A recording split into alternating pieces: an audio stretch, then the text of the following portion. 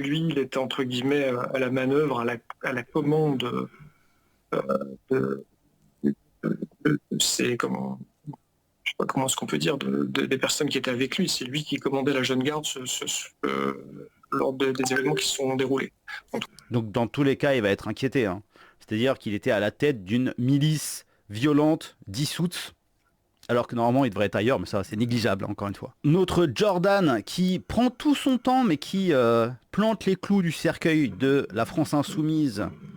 Jour après jour, un collaborateur parlementaire du député LFI Raphaël Arnaud figure parmi les interpellés de l'enquête sur la mort de Quentin. La responsabilité morale et politique de Jean-Luc Mélenchon est immense. Sa complicité avec les groupuscules d'ultra-gauche qu'il qualifie lui-même de jeunes camarades a ouvert les portes de l'Assemblée nationale à des meurtriers présumés.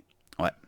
Et là, on voit Jean Lucas lâcher ses petits potes. Regardez, c'est de la politique pure et dure.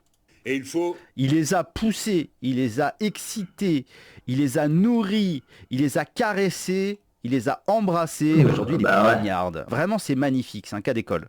Et il faut sans cesse que, faisant la part des choses et analysant avec sang-froid, nous n'allions pas être, nous, un accélérateur de la violence, du montrer du doigt, de l'incitation à se rendre justice par soi-même, et ainsi de suite.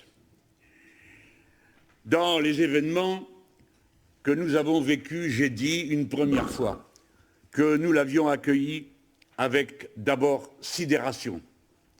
Pour nous, la mort n'a rien à faire dans la dispute politique. La mort n'a rien à faire dans la dispute politique et souvent nous disons ni la violence. Mais là, évidemment, il faut bien distinguer la violence quand elle s'impose à soi et qu'il s'agit de se défendre.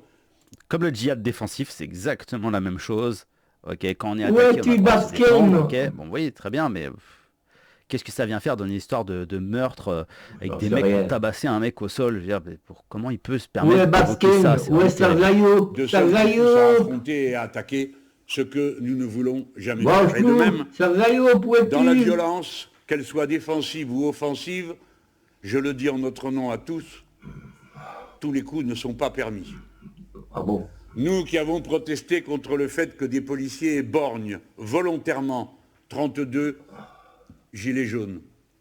Nous qui nous sommes reconnus dans la formule du préfet de police Grimaud lors des événements de 1968, disant aux policiers qui s'abaissent. On va t'arrêter un peu, Mélenchon, te raconte des conneries, t'es anti-flic, t'es pro-racaille, que ce soit nature blanche ou maghrébin ou africain, t'es anti-blanc, et les blancs, il y a même des blancs anti-blancs, faut pas demander. Hein. Ouais, le pauvre Quentin repose en paix. Voilà.